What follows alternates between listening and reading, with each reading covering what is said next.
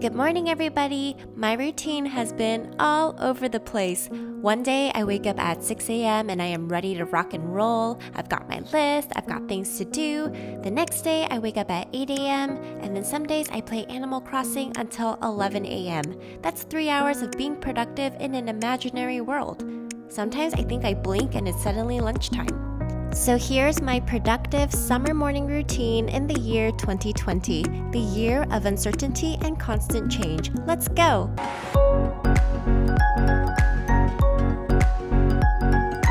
So this morning, hi everyone, this is what I did this morning.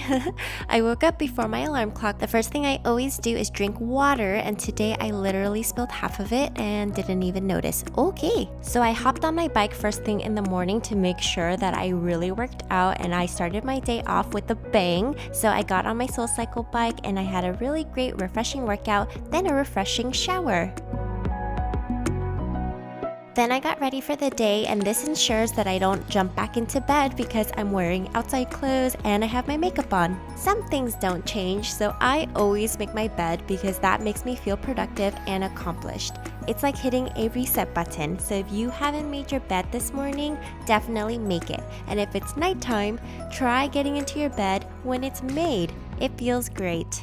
It always feels slightly colder in my living room because I always have my patio window slightly opened. I do live on the second floor, so it's safe. The life of a YouTuber, I just have tripods lying around anywhere. Good morning! I am just gonna... So I never curl my hair or blow dry my hair. If anything, I just braid it and then it turns wavy like this. Lion's mane. Yes. So for breakfast, I've been eating a bunch of different things, but normally I start my mornings with a smoothie, especially after I work out. I'm going to make my blue magic smoothie. Let me see what milk. Almond milk and coconut milk. I'll probably use this coconut one. Should still be good. In my Vitamix, I'm going to put some coconut milk, but you can put whatever milk that you want. I just can't have dairy, so 8 ounces of liquid. Then I'm going to take some frozen banana. I always keep some frozen bananas in the freezer. Next, I add my vegan protein powder. It's so good. It has 21 vitamins and minerals. My favorite, and it doesn't taste chalky and nasty. I'm just gonna put a scoop in because I'm not that hungry right now. Then I add my E3 Live Blue Magic Powder. Oh. Explosion. Alright, keeping it really simple today. Not gonna add anything else.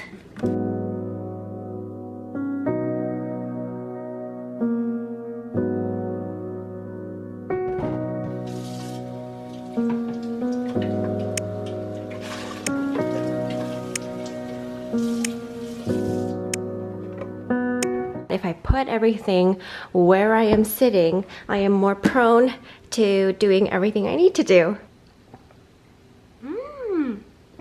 So one of the things that I always focus on in the mornings is self-development, and that is based on just growing yourself, growing your mind. And self-development, I feel like, can be categorized spiritually, mentally, emotionally, and physically, which is exercise.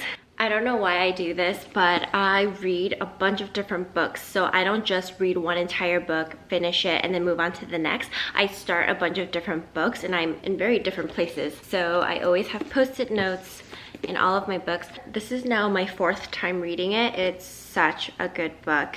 And then Every Good Endeavor, I'm halfway through.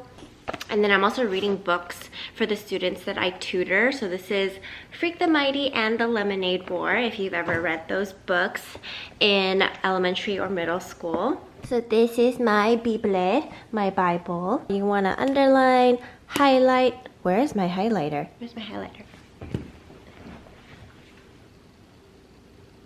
Got it. I always have one of the best productive mornings whenever I start off with self-growth and self-development. So I really highly encourage you to dive into a book, dive into something that is going to stretch you.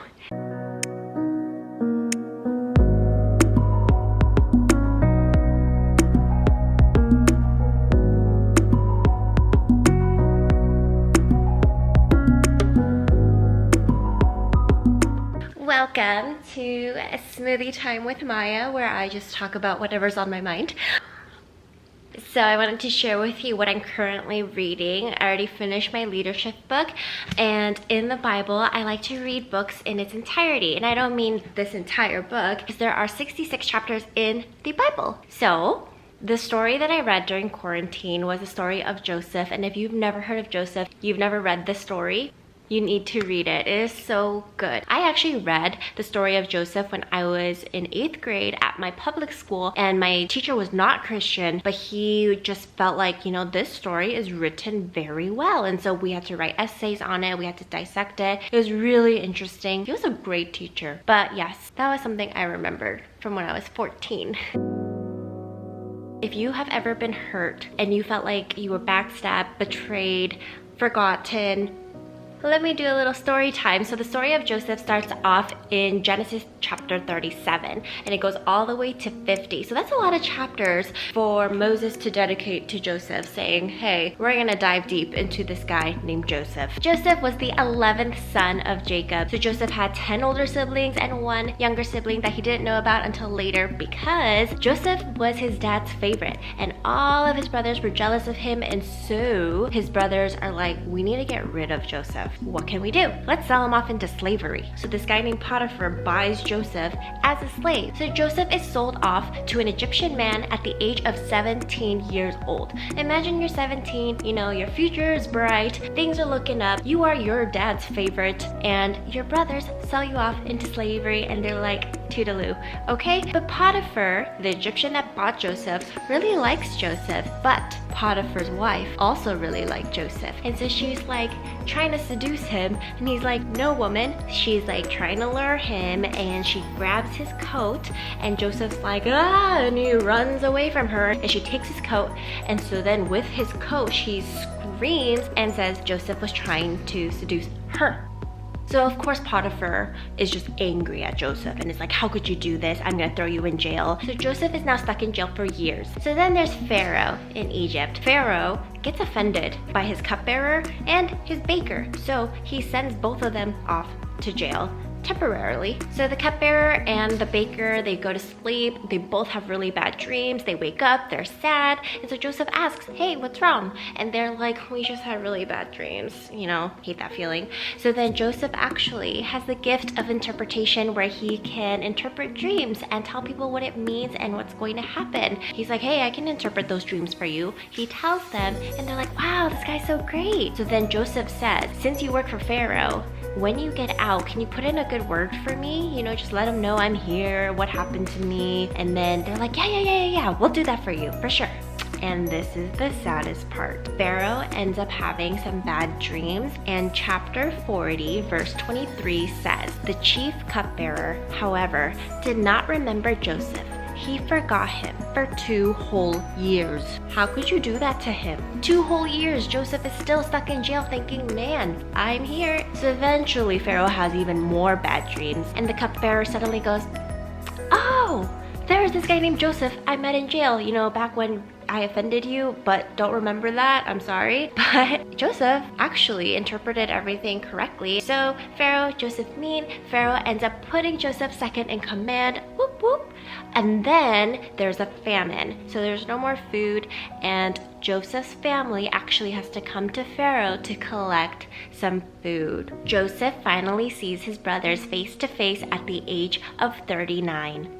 He was sold off into slavery by his sibling at 17, and he is now 39, second in command with Pharaoh, and he finally sees his brothers. That's 22 years of knowing that your brothers sold you off, your brothers have forgotten about you and haven't said anything to you, never came to visit you in jail, never helped you out in the last 22 years, and now here they are in front of you asking for food. But what I love most about the story of Joseph is that nowhere does it say Joseph was sold off into slavery by his brothers for one day, then God took him out, bought him a new donkey, and then bought him a huge house. what it does say, the Lord was with Joseph, the Lord was with him. He showed him kindness and granted him favor. So it's just talking about basically that God's presence is more than enough for whatever struggles we're going through. And actually, Joseph needed to go through whatever hardships in order for him to get to where God wanted him to be. So with that, when Joseph sees his brothers,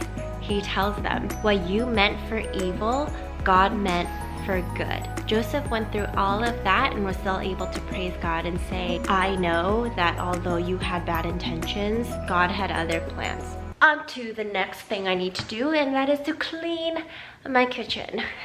I'm gonna put away all these dishes, put them in their homes, which is my home.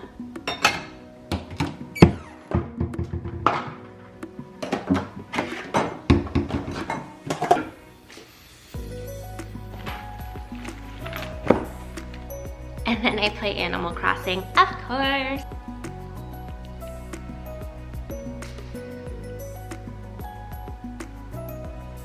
I've also been taking the time to practice more of my Korean writing. I thought in a Korean proficiency test that I would get like a 2 out of 9 or a 3 out of 9, and I scored 7 out of 9. So I was very proud of myself for retaining my Korean language. Although I was born in America, and I haven't been to Korea since I was 3 years old. I went once when I was 3, haven't been back, but the goal is to go next year, hopefully when it's safe to travel again.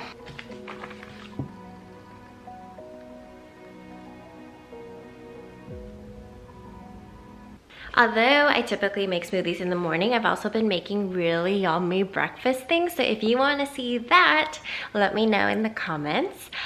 If you like what you see, please like and subscribe, and I'll see you later. Bye!